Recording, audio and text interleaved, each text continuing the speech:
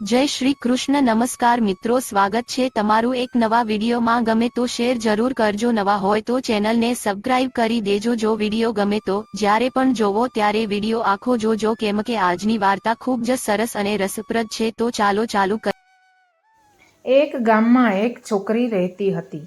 તે દેખાવમાં ખૂબ જ કદરૂપી હતી. તેનું નામ રૂપા હતું, પરંતુ ગામના મોટા ભાગના લોકો તેને નીચ છોકરી કહીને બોલાવતા હતા. બાય ધ વે, રૂપાને કોઈની વાત પર વાંધો નહોતો, કારણ કે તે સારી રીતે જાણતી હતી કે તે ખૂબ જ કદરૂપી છોકરી છે. રૂપા મોટી થઈ ગઈ હતી અને હવે તેના પરિવારના સભ્યો તેના લગ્નની ચિંતા કરવા લાગ્યા હતા, કારણ કે રૂપા દેખાવમાં બિલકુલ સુંદર ન હતી. તો તેને કોણ પસંદ કરશે? આ સવાલ પરિવારના સભ્યોને પરેશાન કરી રહ્યો હતો. પરંતુ રૂપા પોતાની દુનિયામાં ખુશ હતી. તે લગ્ન કરવા ઈચ્છતી ન હતી. તે પોલીસમાં જોડાવા માંગતી હતી. તેથી તેનું ધ્યાન પોલીસ ભરતી પર કરે છે. તે કોલેજ સુધી ભણી હતી. રૂપાની કોલેજમાં એક ખૂબ જ વરિષ્ઠ ડૉક્ટરની દીકરી પણ ભણતી હતી, જેની સાથે રૂપાની મિત્રતા હતી. રૂપા ઘણીવાર ફક્ત તેના મિત્રને જ પોતાની લાગણી વ્યક્ત કરી શકતી હતી. રૂપાની ફ્રેન્ડ ક્યારેય તેને ઇન્ફરિઓરિટી કોમ્પ્લેક્સની નજરે જોઈ નહોતી, બલકે તેમની વચ્ચેનો પ્રેમ વાસ્તવિક બહેનો કરતાં પણ ખૂબ જ વધારે હતો. એક દિવસ રૂપા તેની મિત્ર સાથે તેના ઘરે જમવા જાય છે. ઘરે રૂપાની મિત્રના માતા પિતા શાહી શૈલીમાં તેનું સ્વાગત કરે છે અને રૂપાને ખાવા માટે ઉત્કૃષ્ટ વાનગીઓ પીરસે છે. રાત્રિ ભોજન કર્યા પછી રૂપા તેની મિત્ર સાથે તેના રૂમમાં બેસે છે અને થોડા કલાક સુધી ગપસપ કર્યા પછી રૂપા તેના ઘરે પાછી આવે છે. એકવાર રૂપાના મામા તેના લગ્ન માટે છોકરાનો સંબંધ લઈને આવ્યા, જે બેંકમાં ગાર્ડ તરીકે કામ કરે છે. રૂપા પોલીસ ઓફિસર બનવા માંગે છે અને તેથી તે લગ્ન માટે તૈયાર ન હતી. તેણી તેના માતા પિતાને તે સંબંધ માટે ઇનકાર કરે છે, જેના કારણે રૂપાના મામા ગુસ્સે થઈ જાય છે. રૂપાના માતા પિતા તેના પર ગુસ્સે થઈને તેણીને ઠપકો આપતા કહે છે કે કલમુહી કલુટી કઈ કી, તારો ચહેરો જોઈને કોઈ તારી સાથે લગ્ન નહીં કરે. જો કોઈ ફસાઈ રહ્યું હોય ત્યારે તારું વાંદરા જેવું મોઢું બંધ રાખ, જેથી તારા લગ્ન થઈ શકે. અને રૂપા દુઃખી થઈને તેના રૂમમાં ગઈ અને રડવા લાગી. પોતાના ભાગ્યને શાપ આપતા રૂપા વિચારે છે કે જો તેણી આ જીવનમાંથી મુક્ત થઈ જશે તો બધા ખુશ થઈ જશે. પરંતુ તે એક હિંમતવાન છોકરી હતી, તેથી આત્મહત્યાનો વિચાર તેના મનમાં લાંબો સમય ચાલ્યો નહીં અને તેણીએ તેના આંસુ લૂછીને પોતાનો અભ્યાસ ચાલુ રાખ્યો હતો. બીજા દિવસે રૂપાએ કોલેજની લાઇબ્રેરીમાંથી અમુક પુસ્તકો ઉછીના લેવાના હતા. તેથી કોલેજ પૂરી કર્યા પછી તે તેની મિત્ર સાથે લાઇબ્રેરીમાં જાય છે. પુસ્તકાલયમાં એક છોકરો રૂપાની મિત્રને ગુલાબના ફૂલ સાથે એક કાગળ આપે છે, જેમાં રૂપાની મિત્ર માટે કેટલીક કવિતાઓ લખેલી છે. રૂપાની મિત્ર છોકરાને કાગળ પાછો આપે છે અને કહે છે, મને આ બધામાં કોઈ પણ પ્રકારનો રસ નથી. મહેરબાની કરીને ફરી મારી સાથે આવું વર્તન ન કરતો. અને બંને ત્યાંથી નીકળી ગયા. છોકરો તેને પોતાની ગર્લફ્રેન્ડ બનાવવા મનાવવા માંડે છે અને તે તેને અકારણ પ્રેમ કરવા લાગે છે. બીજા દિવસે બંને મિત્રો પોતપોતાના વર્ગમાં બેઠા છે.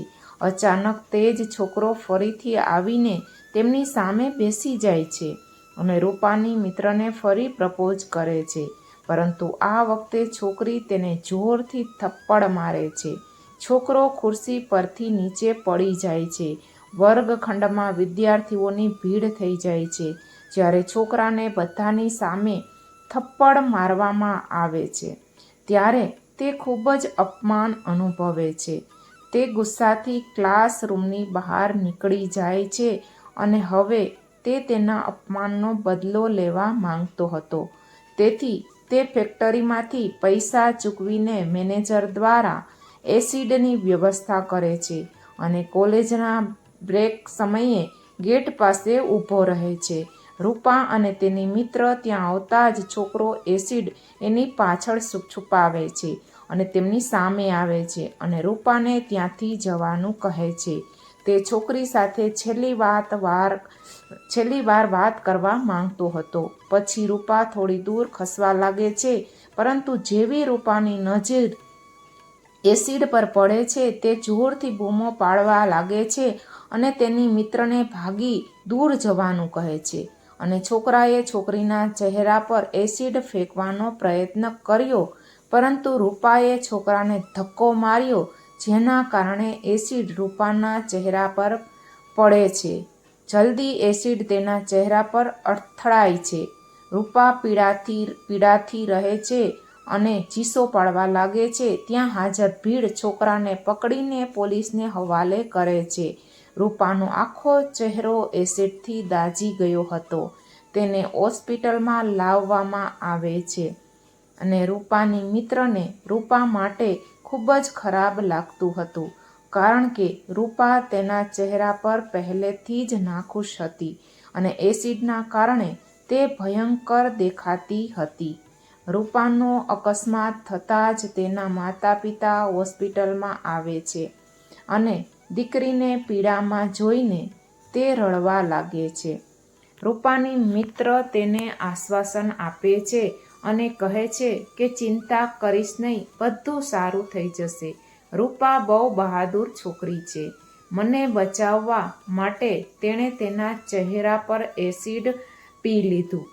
રૂપાના મિત્રના પિતા જે ડૉક્ટર છે, તેમને ખબર પડી કે રૂપાએ તેમની દીકરીને બચાવવા માટે પોતાનો ચહેરો બાળી નાખ્યો છે, તો તેઓ થોડી વારમાં જ હોસ્પિટલમાં પહોંચી જાય છે અને હોસ્પિટલ પહોંચતાની સાથે જ ડૉક્ટર તેમની દીકરીને મળે છે અને રૂપાના મેડિકલ ટેસ્ટનો રિપોર્ટ જુએ છે.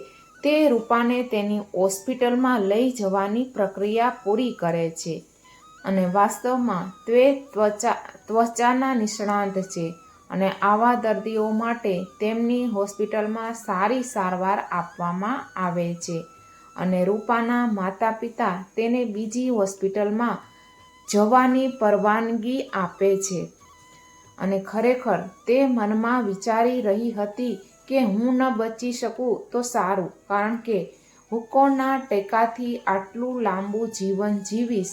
તેને તેની ભવિષ્યની ચિંતા હતી, પરંતુ હોનીને કંઈક બીજું જ જોઈતું હતું. 1 મહિનાની સારવાર પછી રૂપાનું ઓપરેશન પૂર્ણ થયું અને ડૉક્ટરોએ તેનો ચહેરો ખોલ્યો.